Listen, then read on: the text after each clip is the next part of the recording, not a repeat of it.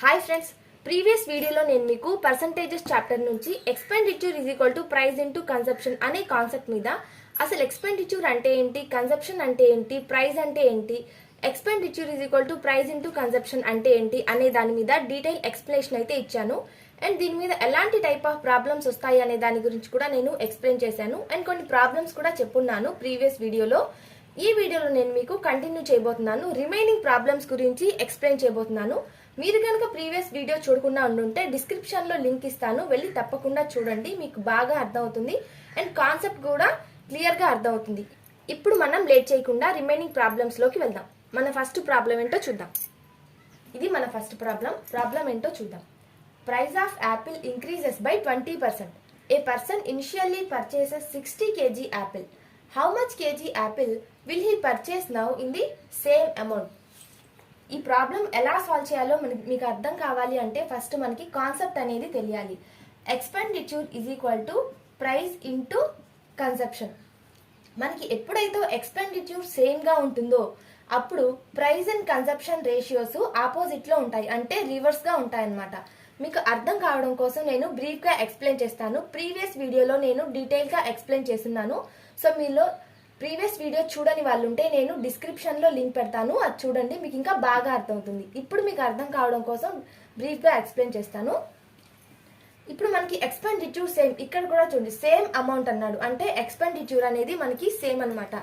Price into consumption is equal to expenditure. మీకు అర్థం కావడం కోసం చెప్తున్నాను. సపోజ్ నేను పర్ కేజీ 10 రూపీస్ లెక్కన 3 kgs షుగర్ తీసుకున్నాను అనుకుందాం. Price 10 rupees per KG, 3 kgs షుగర్ని నేను తీసుకున్నాను. 10 into 3 ఈజ్ ఈక్వల్ టు 30. నా ఎక్స్పెండిచర్ 30 రూపీస్ అయింది. బట్ నెక్స్ట్ టైము ప్రైస్ అనేది ఇంక్రీజ్ అయింది, అంటే 15 రూపీస్ అయింది. బట్ నేను నా ఎక్స్పెండిచర్ 30 రూపీస్ మాత్రమే పెట్టగలను. సో ఈసారి నేను 2 kgs షుగర్ తీసుకున్నాను. నా ఎక్స్పెండిచర్ 15 into 2 30. ఇక్కడ మీరు అబ్జర్వ్ చేస్తే నా ఎక్స్పెండిచర్ అయితే సేమ్గా ఉంది, బట్ ప్రైస్ అనేది ఇక్కడ ఇంక్రీజ్ అయింది. ఇక్కడ మనం క్యాన్సిల్ చేస్తే 5 2s 5 3s. ఇక్కడ మీరు గమనించినట్లయితే ఎక్స్పెండిచర్ సేమ్గా ఉన్నప్పుడు ప్రైస్ అండ్ కన్సంప్షన్ రేషియోస్ రివర్స్లో ఉన్నాయి, అంటే ఇక్కడ 2:3 ఉంటే ఇక్కడ 3:2 ఉంది. సో మనకి ఎప్పుడైతే ఎక్స్పెండిచర్ సేమ్గా ఉంటుందో అప్పుడు ప్రైస్ అండ్ కన్సంప్షన్ రేషియోస్ రివర్స్లో ఉంటాయన్నమాట. సో ఈ కాన్సెప్ట్ అయితే చాలా ఇంపార్టెంట్, ఇది గుర్తుపెట్టుకోండి. ఇప్పుడు ఈ కాన్సెప్ట్ని బట్టి ఈ ప్రాబ్లం ఎలా సాల్వ్ చేయాలో చెప్తాను. ప్రైస్, కన్సంప్షన్, ఎక్స్పెండిచర్, ఇది ఓల్డ్ వాల్యూ, అంటే యాపిల్ ప్రైస్ ఇంక్రీజ్ కాకముందు ఓల్డ్ వాల్యూ, ఇంక్రీజ్ అయిన తర్వాత న్యూ వాల్యూ అనమాట. ఇప్పుడు ప్రైస్ ఫస్ట్ 100% అని అనుకుంటే 20% ఇంక్రీజ్ అయింది అన్నాడు. ప్రైస్ ఆఫ్ యాపిల్స్ 100% అని మనం అనుకుంటే 20% ఇంక్రీజ్ అయింది అన్నాడు. సో 20%ని మనం ఎలా రాసుకుంటాం? రేషియోలో 1/5 అని రాసుకుంటాం. మీకు ఈ రేషియో వాల్యూస్ని కూడా పర్సంటేజ్లో ఎలా గుర్తుపెట్టుకోవాలనే దాని గురించి కూడా నేను వీడియో చేస్తున్నాను. డిస్క్రిప్షన్లో లింక్ అనేది సెండ్ చేస్తాను, ఇది కూడా మీరు చూడండి, మీకు చాలా యూజ్ అవుతుంది. ఎగ్జామ్లో మనం 1 minute సేవ్ చేయగలిగినా కూడా మనకి చాలా యూజ్ అవుతుంది. సో తప్పకుండా చూడండి. 1/5 అంటే ప్రైస్ ఇంక్రీజ్ కాకముందు 5 రూపీస్ అనుకున్నాం యాపిల్ ప్రైస్. సో ఇంక్రీజ్ అయిన తర్వాత అంటే +1 యాడ్ అవుతుంది అనమాట, అంటే 6. యాపిల్ ప్రైస్ ఇంక్రీజ్ కాకముందు 5 రూపీస్ అనుకుంటే ఇంక్రీజ్ అయిన తర్వాత 5 + 1 6 రూపీస్, న్యూ వాల్యూ 6 రూపీస్. ఇప్పుడు మనకి ఇక్కడ ఎక్స్పెండిచర్ సేమ్ అన్నాడు, సేమ్ అమౌంట్ అని చెప్పి ఇక్కడ ప్రాబ్లంలో మనకి మెన్షన్ చేశాడు. సో మనకి ఎప్పుడైతే ఎక్స్పెండిచర్ సేమ్గా ఉంటుందో అప్పుడు ప్రైస్ అండ్ కన్సంప్షన్ రేషియోస్ మనకి రివర్స్లో ఉంటాయి, అంటే 6:5 అనమాట.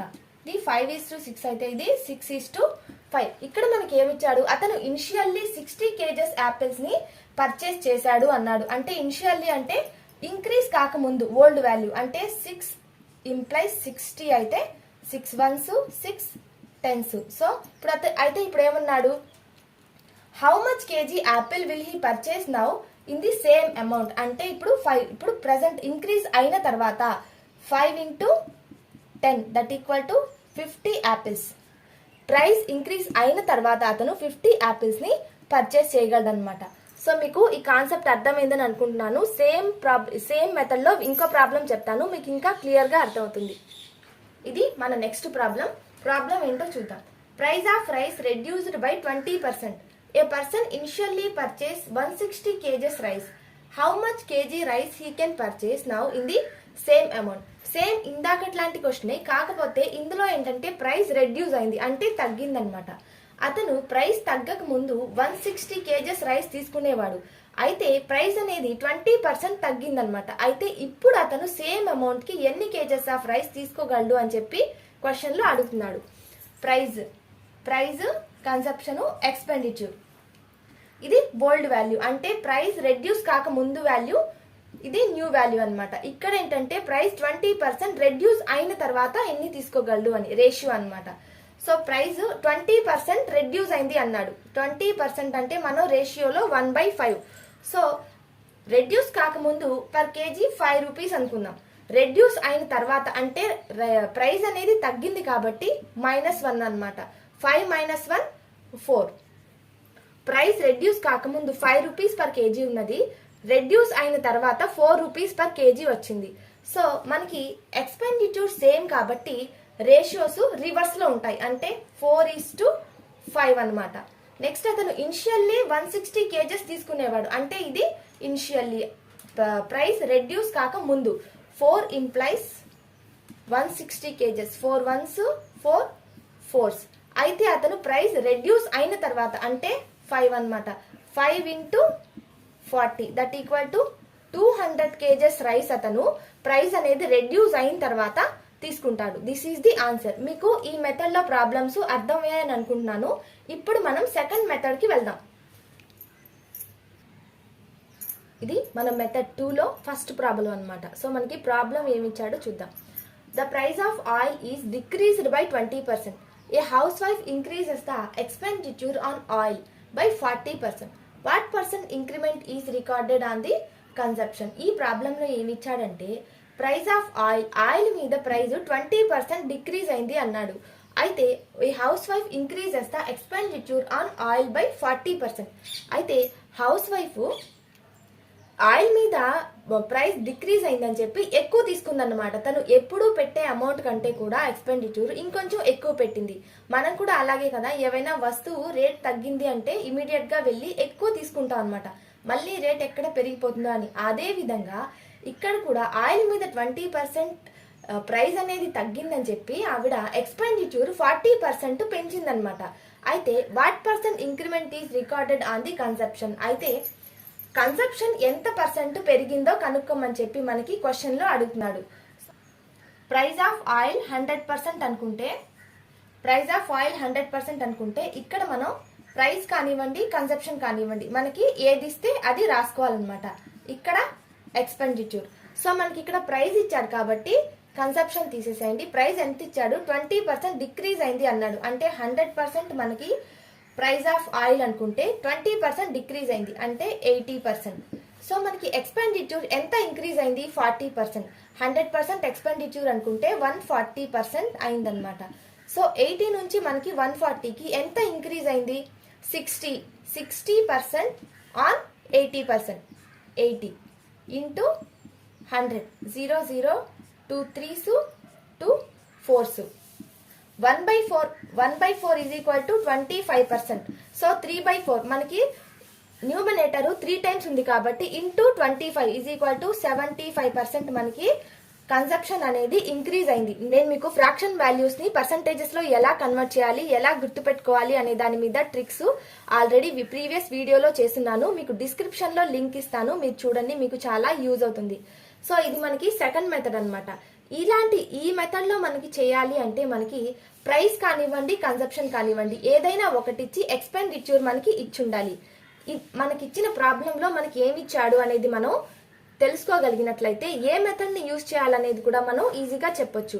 ప్రైస్ కానివ్వండి కన్సప్షన్ కానివ్వండి ఏదైనా ఒకటి ఇవ్వాలి అండ్ ఎక్స్పెండిచర్ మనకి ఇచ్చుండాలి. అలాంటప్పుడే మనం ఈ మెథడ్ ని యూజ్ చేయాలన్నమాట. ఈ మెథడ్ లో నేను ఇంకొక ప్రాబ్లం చెప్తాను, మీకు ఇంకా బాగా అర్థమవుతుంది. ఇది మన సెకండ్ క్వశ్చన్. సెకండ్ మెథడ్ లో సెకండ్ క్వశ్చన్ అన్నమాట. ఇందులో కన్సప్షన్ ఇచ్చాడు, ప్రీవియస్ క్వశ్చన్ లో మనకి ప్రైస్ ఇచ్చాడు. మనకి ప్రైస్ కానివ్వండి కన్సప్షన్ కానివ్వండి ఏదో ఒకటి ఇచ్చి ఎక్స్పెండిచర్ ఇస్తే మనం సెకండ్ మెథడ్ ని యూజ్ చేయాలి, ఇది గుర్తుపెట్టుకోండి. సో ఇప్పుడు మనం క్వశ్చన్ ఏంటో చూద్దాం. Consumption of rice increases by 20%. Rice యొక్క కన్సంప్షన్ 20% ఇంక్రీజ్ అయింది అన్నాడు. And expenditure increases by 50%. Expenditure కూడా మనకి 50% ఇంక్రీజ్ అయింది అంటున్నాడు. What will be the effect on price? అయితే ప్రైస్ ఎంత పర్సెంట్ ఇంక్రీజ్ అయిందో కనుక్కోమంటున్నాడు. కన్సంప్షన్ 100% అనుకుంటే కన్సంప్షన్ ఇచ్చాడు, ఎక్స్పెండిచర్ ఇచ్చాడు. కన్సంప్షన్ 20% ఇంక్రీజ్ అయింది అన్నాడు, అంటే 100 నుంచి 120%. ఎక్స్పెండిచర్ 50% ఇంక్రీజ్ అయింది అన్నాడు, 150%. అయితే వీటిని 120 నుంచి 150కి మనకి ఇంక్రీజ్ అనేది ఎంత అయింది? 30% అయింది. దేని మీద? 120% మీద. So 30 divided by 120 into 100, 0 0 3 1s 3 4s, that equal to 25% మనకి ప్రైస్ అనేది ఇంక్రీజ్ అయిందనమాట. నెక్స్ట్ ఈ మెథడ్లో ఇంకొక క్వశ్చన్ చెప్తాను, అది లాస్ట్ క్వశ్చన్ అనమాట. సో నెక్స్ట్ క్వశ్చన్ ఏంటో చూద్దాం. ఇది సెకండ్ మెథడ్లో లాస్ట్ ప్రాబ్లము. సో మనకి ప్రాబ్లం ఏమి ఇచ్చాడో చూద్దాం. When the price of an item was reduced by 25%, then it sale was increased by X%. ఎప్పుడైనా కూడా ఒక వస్తువు మీద ప్రైస్ అనేది తగ్గింది అంటే దాని సేల్ పెరుగుతుంది, అంటే ఎక్కువ మంది దాన్ని తీసుకుంటారు. సో అదే విధంగా ఇక్కడ ఒక ఐటమ్ మీద ప్రైస్ అనేది 25% తగ్గింది అన్నాడు.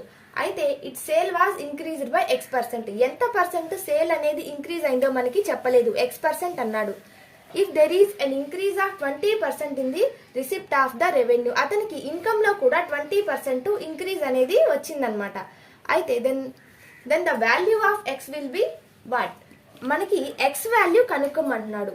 మనకి ఇక్కడ ప్రైస్ ఆఫ్ ఐటమ్ 100% అని మనం అనుకుంటే ఇక్కడ ప్రైస్ ఇచ్చాడు. సో ఎంత డిక్రీజ్ అయిందని, రెడ్యూస్ అయిందన్నాడు? 25%, అంటే 75% అనమాట. ఫస్ట్ 100% ఉండింది ప్రైస్, 25% రెడ్యూస్ అయ్యి 75%కి వచ్చింది. నెక్స్ట్ ఎక్స్పెండిచర్ అంటే మనకి ఇక్కడ ఇన్కమ్ అనమాట. సో 20% ఇంక్రీజ్ అయింది అన్నాడు. సో ఎక్స్పెండిచర్ మనం 100% అనుకుంటే 20% ఇంక్రీజ్ అయింది, అంటే 120%. సో మనకి ఇక్కడ 75% నుంచి 120%కి ఎంత ఇంక్రీజ్ అనేది అయింది? 45%. దేని మీద? 75% మీద. 75 ఇంటూ 100, 15 3s 15 5s. మనకి 1/5 అనేది తెలుసు.